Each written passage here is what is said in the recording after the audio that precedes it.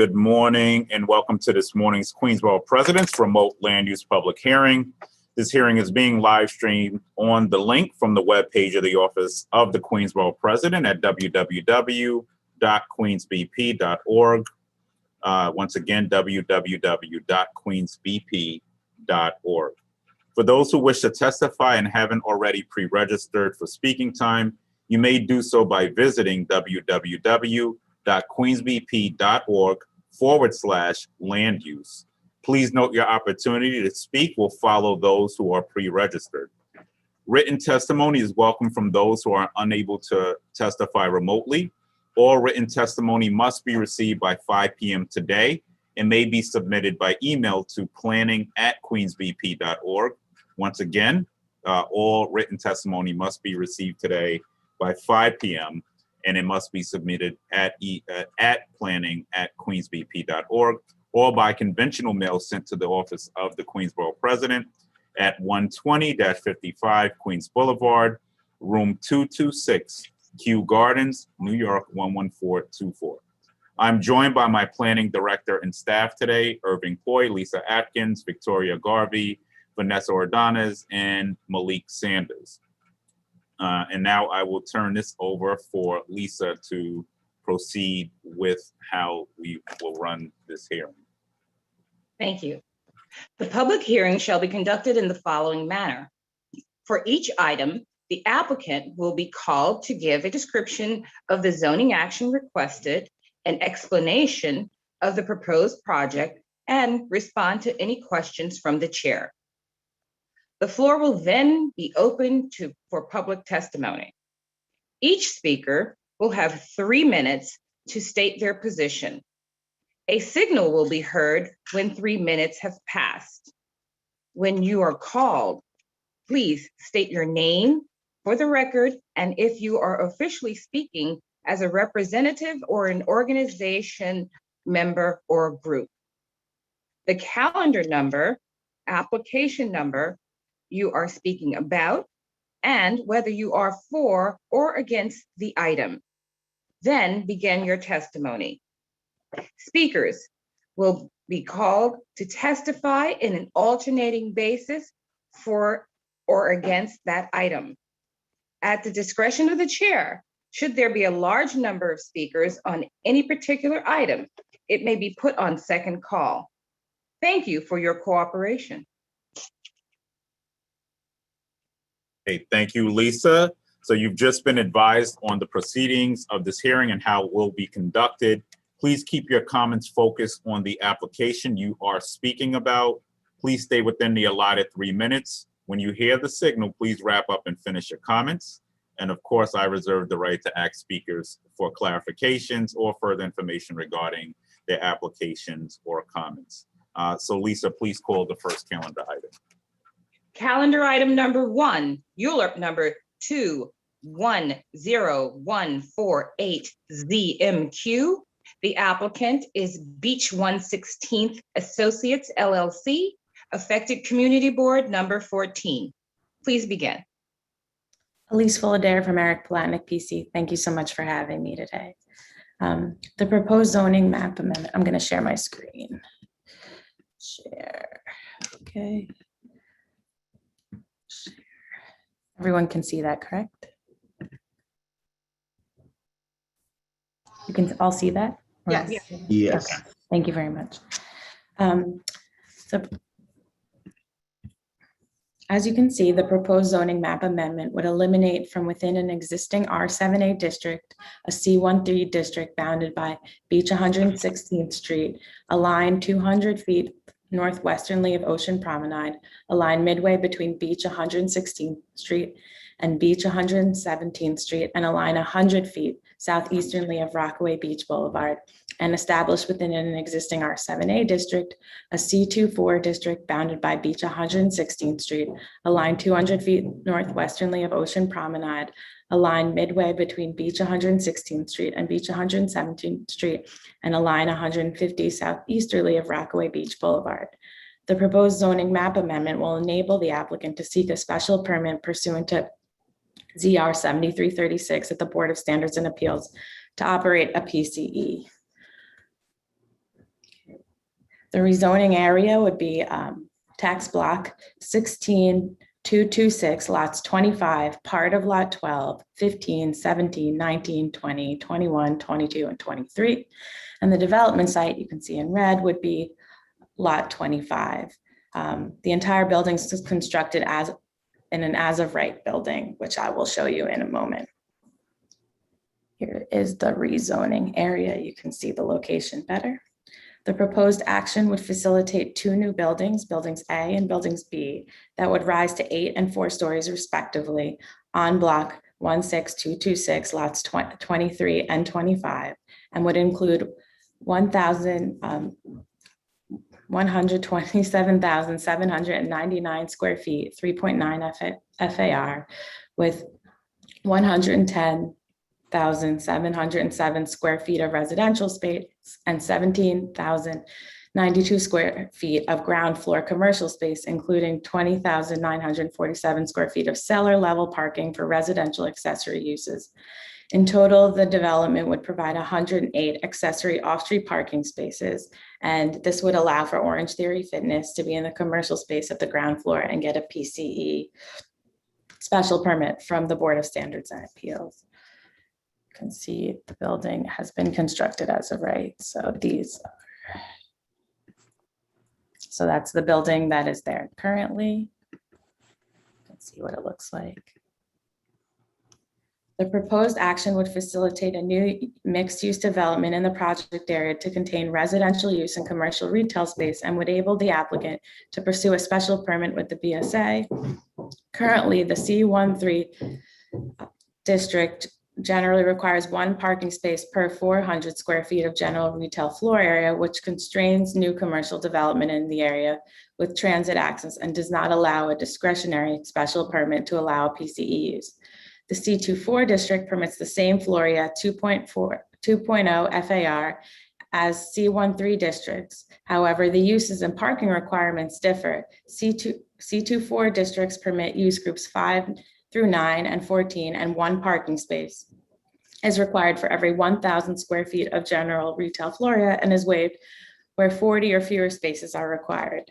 The additional uses permitted by the C24 district would promote the vibrancy of the commercial corridor with increased pedestrian activity, as additional commercial uses such as theaters, art studios, and repair shops would be permitted, which are currently lacking given the restrictive nature of the C13 district. In addition, the C24 district enabled the possibility to apply for a discretionary special permit at the BSA, as demonstrated need given the lack of such facilities present. Therefore, given the similar bulk requirements and enhanced use opportunities, the proposed mixed-use district would be consistent with the pre-existing mixed-use character of Beach 116th Street.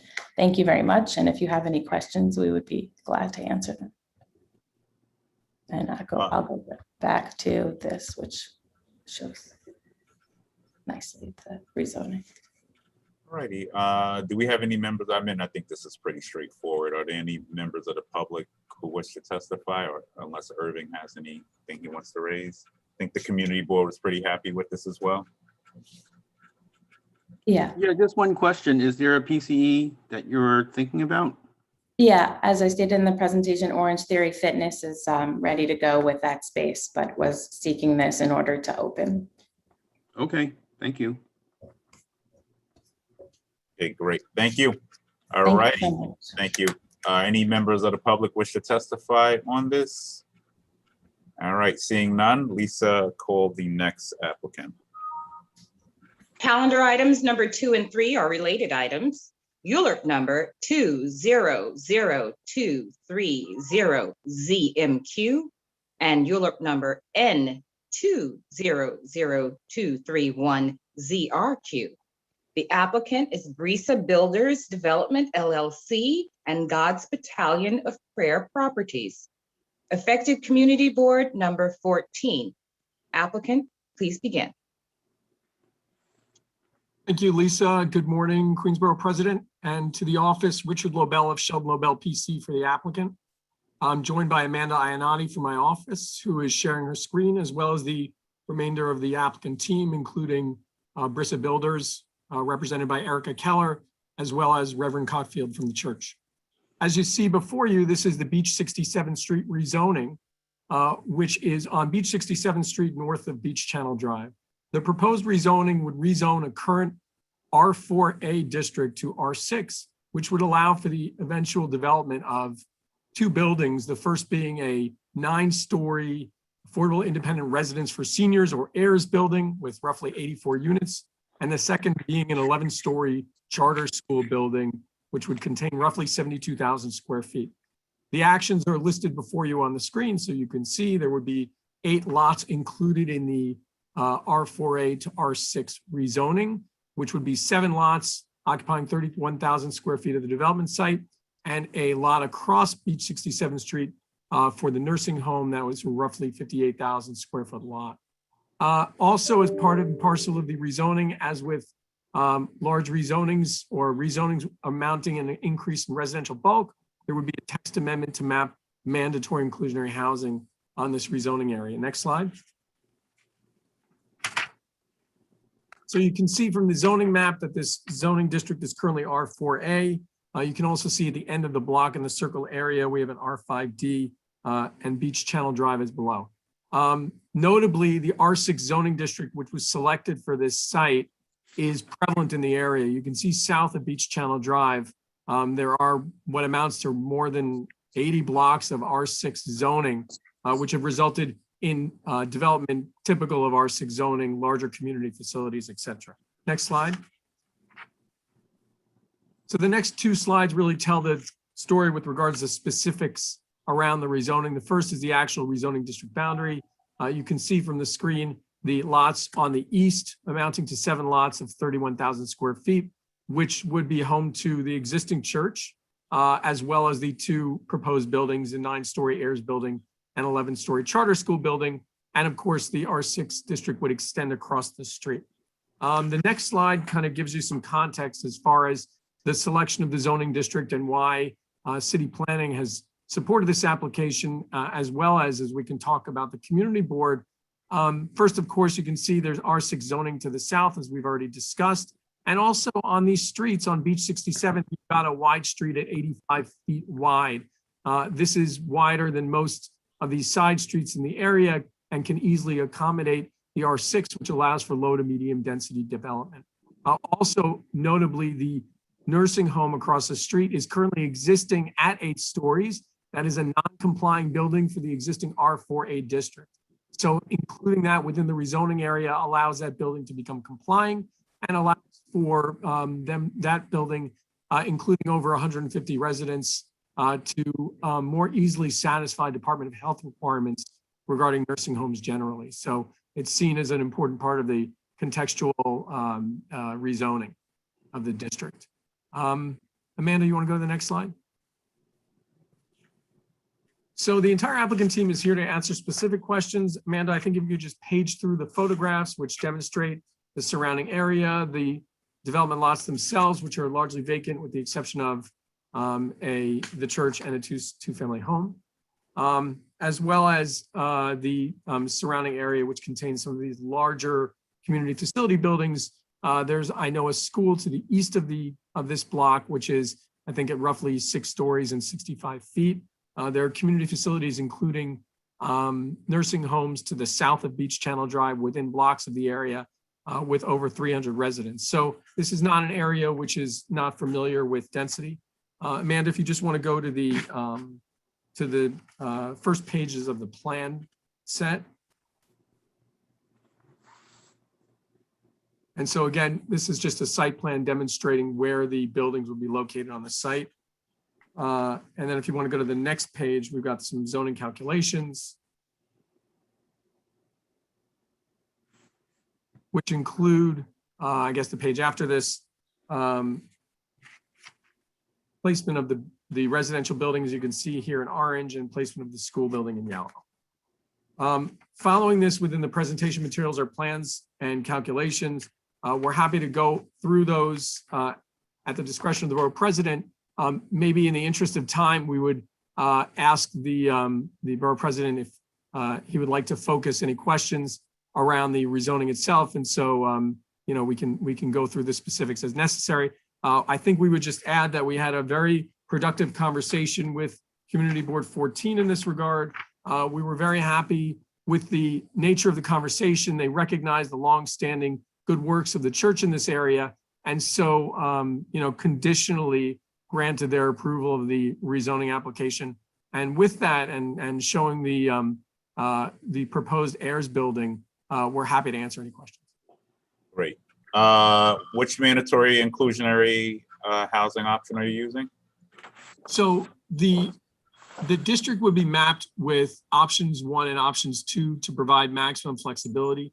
The program, which has actually been chosen for the site, is through the SARA program. Oh, good. Okay. Okay. How many units we anticipating here? There would be 84 units. 84 units. Let's walk through jobs quick. So what's the jobs plan? If we can speak to that. I would actually ask if a representative of BRISA is on the call as well, that they can answer that with some more specificity.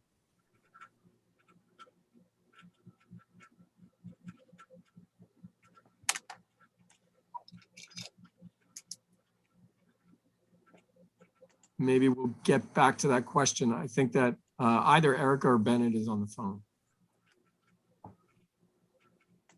think you got to press *6 if they're on the phone to unmute. Maybe.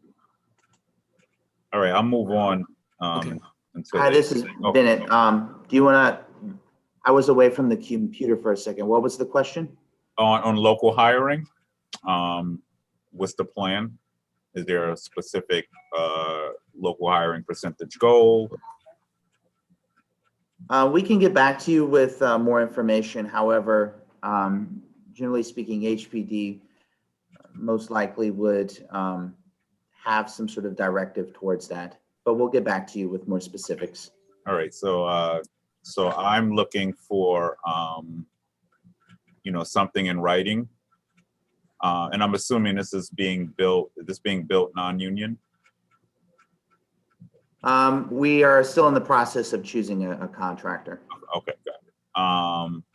So we will always recommend minimum 30% local hiring goal with a partnership with a local community-based organization that you could work with in tandem. Mm-hmm. And then I know your company also is focuses a lot on MWBE procurement, so we're looking for what that looks like as well. And normally that standard is somewhere around 25% to 30%. Mm-hmm. So I am suggesting we get working on that. If we don't have a plan, it's okay. We got a little time before we have to put our recommendation together, but the clock is ticking on that, so it's important to me. Understood. I will speak with BRISA Principal Erica Keller about this. This is something we do on many of our projects. Okay, great. Getting back to you, can you give me the breakdown? So 84 units, and I know you're doing Sarah, can you just go through the AMIs? What's the breakdown of the AMIs? I'm very happy you're doing Sarah. Hello. Yeah. Hi. Can I be heard? Hello. Hello. Hi, I'm sorry. Hi. So I'll answer the question, Bennett. In reference to the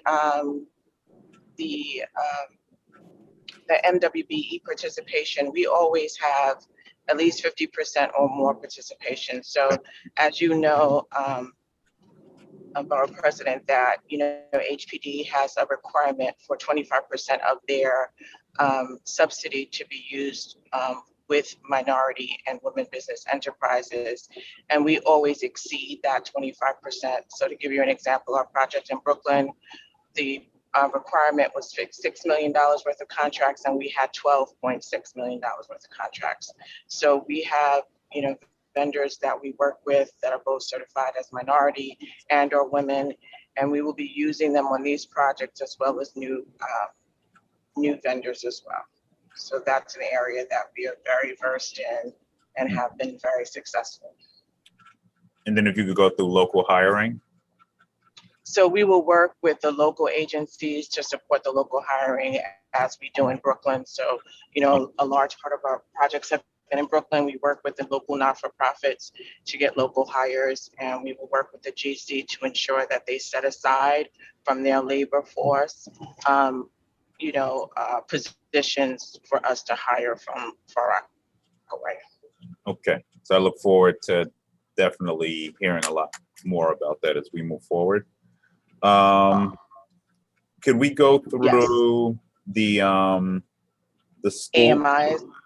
Oh yeah, the AMI. Yeah, sorry, AMI. Right. So we're following the SARA term sheet, which requires that all of the units, 100% of the units, are 50% AMI or below.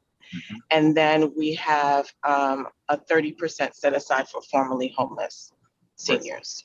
Oh, you said 30%? 30% set aside for formerly homeless seniors. We're working with HANIC, will be the social service provider. And all of the other units will go through the lottery, and they are for senior households, 50% AMI and below. And there's a local set aside as usual. So for the SARA term sheet, because the funding is federal, we have to follow the federal fair market housing. Yep. Yes. Yeah, we did the first SARA project out in Rockaway a few years ago. So so that's great. Can we go through school? So school, charter school, how many seats are we looking at here? So right now the school is planned for approximately 500 students, and it would be the 3K program through grade 5. And we're talking with a few charters who may be extending their charter where they could possibly go up to middle school. Okay. Let's go into, so I know that there were a lot of concerns around I guess the transportation piece, the median. So where did we land on that? So there was some concern about, fire, life and safety and ambulance egress and such. And so we have extended the entrance into the parking lot to allow for a turnaround. In reference to the median, there has been some discussion possibly of cutting the median at certain points throughout the block to facilitate greater access in front of the school and the senior building. So that's something that would be coordinated with DOT moving forward in park. So that actually going to happen? Because I know we've been talking about this. the bishop there has been talking about that for like 15 years, and DOT wouldn't move. So we're going to actually see progress there. Definitely. It seems to be that will be the case as a result of the studies that were done by the transportation consultant and the other consultants during the pre-ULURP process. Okay, that's great. I remember working on that from a staffer in the city council to city council person. We can never get DOT to move on it. So happy to see there's some progress. Let's go into the nursing home situation. So right now, the nursing home is a R4A, and this would bring it into compliance? That's correct. Yes. Okay. The nursing home is only permitted to be at a floor area ratio of 1, and it's currently about a 1.37 to 1.4. So there's not really much as far as additional development on the nursing home site that would be possible for this actual facility because of recent changes to flood resiliency regulations. They'd only be able to add maybe an additional 15,000 square feet. For them, though, would be a huge benefit because they're required to regularly comply with Department of Health guidelines at the state level. And so to be a compliant building is much more, it makes it a lot easier for them to maintain their license and such. Now, is city planning on? Hi, yes, this is Joy Reeser. Can you just go through why you're only, so just go through why did you wrap this into this application? Sure, absolutely. So we're including, or we had worked with the applicant on including the nursing home within the R6 districts because As Richard mentioned, it's a non-complying building.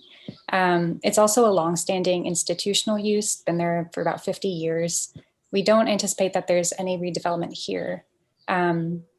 So we do feel like it's appropriate to include within the rezoning boundary. And in addition to that, due to zoning for coastal flood resiliency restrictions on nursing homes within the floodplain, this nursing home wouldn't be able to expand much more than 15,000 square feet. So we felt like with that restriction and the additional density that's already existing on the site made sense to include within the R6. Now talk about Beach Channel Drive quick. So you have a lot of vacant sites on Beach Channel, and I'm not proposing more development, although, you know, I'm not afraid of growth. Can you talk about what are the boundaries there? Because you have a lot of commercial development there that is either vacant or not satisfactory to the community's liking. So why didn't city planning look at this more strategically? So the district is limited to the mid-block for the development site, specifically because the intention wasn't to induce development on properties south along Beach Channel Drive. In addition to the commercial uses, there's also a lot of single-family homes. So we didn't want to pull that higher density district over those residences. So right now I'm assuming, what is it, a R4? Is it zoned R4 along the Beach Channel Drive There's area? a portion that's R4A to the north of Beach Channel Drive, and then right along Beach Channel Drive is R5D. R5D. Yeah, and then also the incorporation of the nursing home within the R6 would also act as an anchor for the R5D district that exists there to provide some transition. Well, I would recommend city planning, and you know, I hear you on the residential piece, but there are a few sites there that are just, I mean, it looks like 1960. And you know, we don't have to talk about that now, but I would be interested in having that conversation as we move along. And I know it's not the most popular thing to talk about, but the community deserves better. And I don't see where, I'm not seeing how, you know, even if you did R6, you know, I mean, but it's something we should look at eventually. We don't have to do it now, but I just want to put that on your radar. All righty. Irving, do you have any questions? Malik, Vanessa, Lisa? There were some questions from the community board regarding the parking. We go through that again? Sure. So the sites do not require any parking waivers. They meet required parking under zoning. So the Ayers site maintains 9 parking spaces in the proposal, and the school site under its current configuration maintains 6 parking spaces. There was a very thorough conversation at the community board with regards to parking. And I think that Reverend Cockfield, who is obviously so intimately involved with the area and has been for years, had that thorough conversation with the community board and also local residents who, when at the end of the day, when it came to the full board hearing, they actually realized that parking in the area here would likely not be an issue, specifically because the usage of the facilities here would be primarily generate car traffic, if any, during the day, and that local residents, when they came home at night, would be able to park.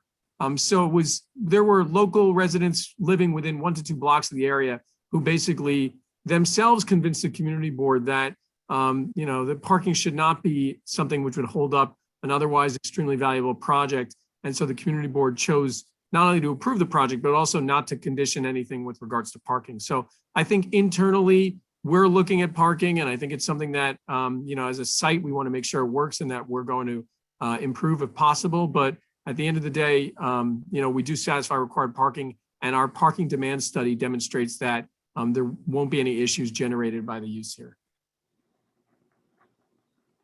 And the last is a request. The borough president did ask, I think, from Brissa to provide a written statement to us regarding the local hiring. That's it. Sure. I would just say Erica and Bennett, if you can provide that after the hearing, I think that'd be great. I have nothing Yes, else. we Thank you. Okay.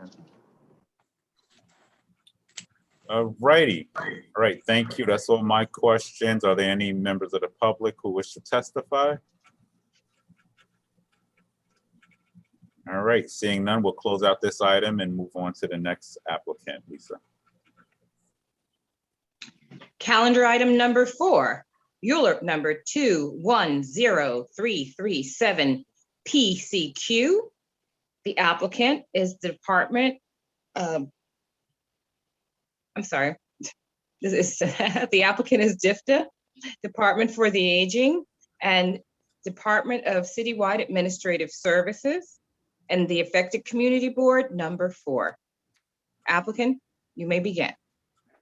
Good morning, everybody. My name is Aaron Warner. I'm from AKRF. We are an environmental planning firm working with Department for the Aging and Department of Citywide Administrative Services on the ULURP application. And we also did the seeker environmental assessment for this project and the fair share analysis that city planning has reviewed. I'm going to share my screen and pull up just a few slides to orient everybody with the project.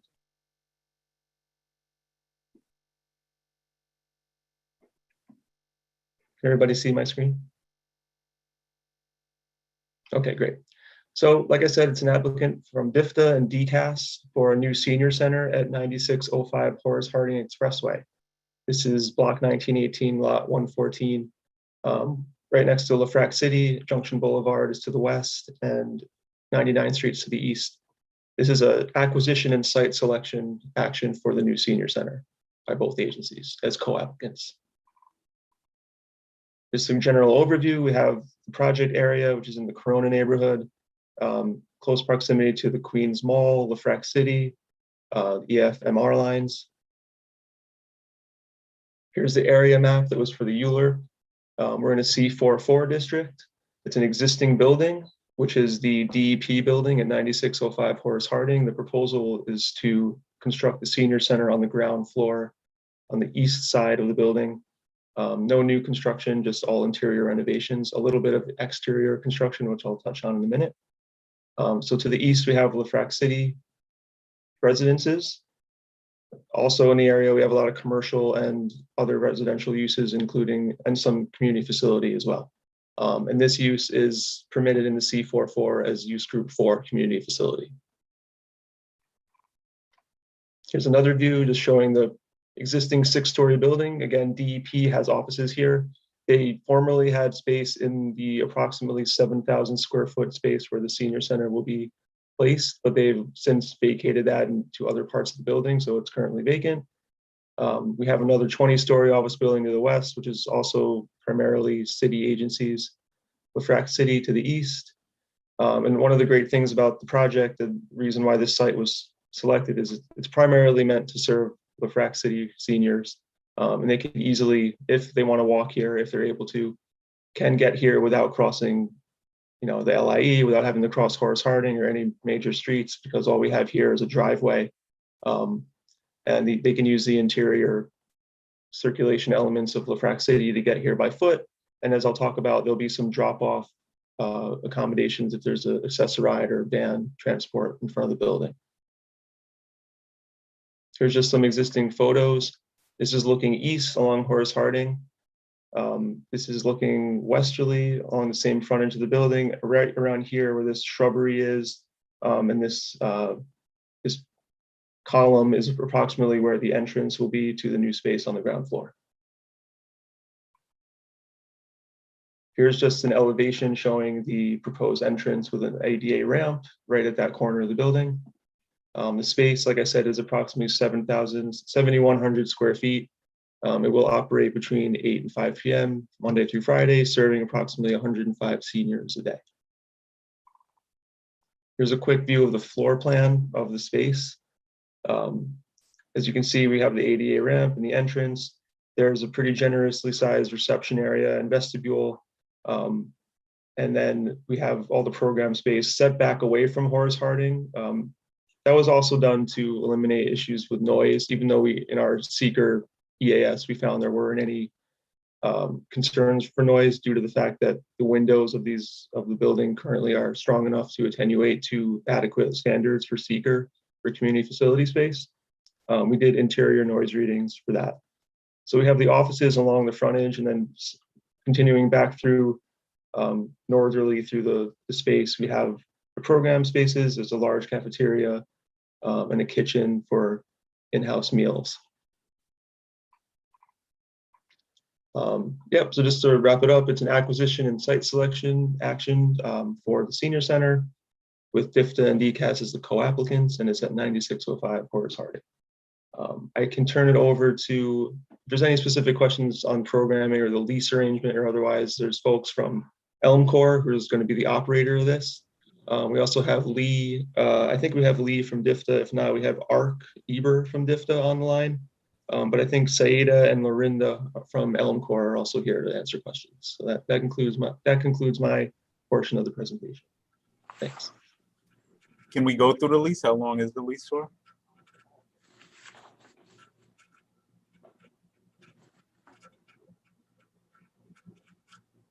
That would come from someone from DIFTA. So Lee or Ark, if you could respond to the Queensborough president. I don't know if they heard me. DIFTA, question for you. How long is the lease for the site?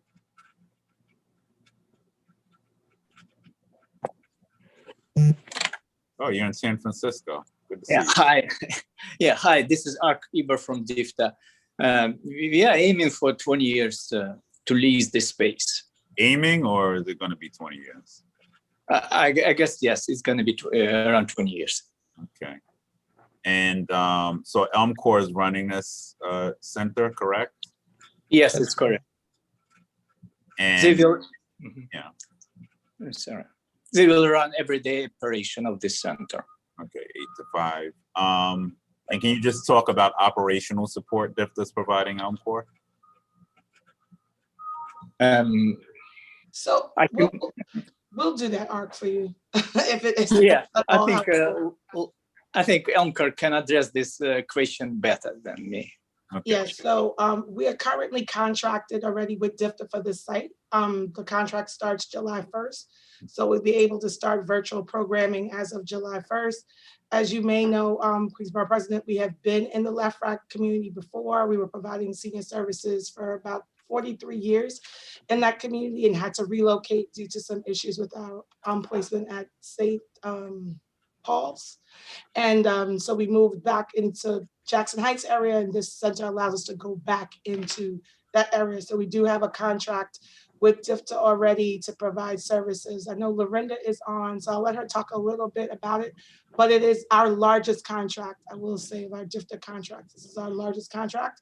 So it's our best funded operational project thus far by DIFTA. So Lorinda, I don't know if you want to talk about the operations itself, the staffing. I know you did speak, Queensborough president, about local hiring. That's a big, huge component, obviously for us as well, for the staffing pattern that we have. We actually have some staff now that are at our other location that will relocate back to LEFRAC. And because this is a better budgeted contract, we'll be actually able to do some pay disparity work on this contract. Great. Hi, Lorinda, tell me about the programming. Hey, QBP. We actually currently run 2 senior centers as well, one in East Elmhurst and one in Corona. The one that moved from LEFRAC now moved to Northern Boulevard. This contract here is, like Said said, is our biggest contract. This is also our first time being able to cook on site and offer breakfast to the seniors of LEFRAC City. So it's very exciting. Our goal is 100% local hire. That's always a goal for us. We do have 10 positions that will be opening up here. We've been providing senior services for this site. We'll serve breakfast to 80 adults as well as older adults, as well as maybe 130 lunches per day. We'll provide arts and crafts, benefits and entitlements, case assistance, education and recreation, friendly visiting, health management, information referral, nutrition education, technology, telephone reassurance. Actually, our senior centers, our older adult centers should be like the one-stop hub for all seniors to come and get everything that they need. And that's what we pride ourselves in providing for our seniors. Thank you. And you don't anticipate that you're going to serve a little bit north of 100 seniors. I'm assuming it's going to get more popular. So are you looking for more space? Because I know Left Rack's a big place, but do you think that the size of this location will be conducive to holding all of these seniors eventually, or are you going to need more space? If I could respond to that just a little differently, just about space. I think one of the things also that we have to look at, obviously in a post-pandemic, pan-pandemic, I'm not sure what we call it, world, is what we'll be able to do. Even though the city's opening up, we have to be very conscious of the population that we serve. Yep. So when we even think about the numbers for us, it's also the good thing about, if there is a good thing that came out of the pandemic, is the hybrid approach to providing services. So I think you'll also see an increase of our in-home services or having seniors age in place and our staff going to them. And so that is a big part. As far as physical space is one thing. I think our reach will definitely probably exceed, Lorinda's senior centers always exceed their numbers as far as seniors touched. So I believe we'll be able to exceed our seniors. If the space will take it, it's still also about their safety, I think is what I would say. What we will be looking for sometime is some space at some point. This particular neighborhood needs youth services to do a lot of intergenerational services with seniors. I think that would be helpful. So Great. No, I think this has been talked about for so long. So I'm actually happy to see this finally moving forward. I remember going back, I mean, probably at least a decade since I've known y'all that this has been talked about for a long time. So I'm happy to see Left Rack certainly getting its services back. It's a big deal. And whatever ways we can also be supportive, please don't hesitate to reach out to my office as well. I don't know if anybody else has questions on this. Irving? No. All right, it's pretty straightforward. Any members of the public wish to testify? My only complaint today is DIFTA needs to have a picture of the Queensboro Bridge in back of it next time. We'll change it. All right. It's a better bridge. Right. With that being said, it's great to see you all. I want to thank everybody who came out to testify this morning. Once again, if you are sending written testimony, we need to receive that by 5 p.m. today. And that can be sent to planning@queensbp.org. And if you're sending it by conventional mail, 120-55 Queens Boulevard, room 226, Kew Gardens, New York, 11424. So I want to thank all of the applicants and everyone who testified today. These are really some really great projects coming out of the pandemic. Well, we're still in it, but in a post-pandemic, we certainly are building back better, stronger in Queens. So thank you all.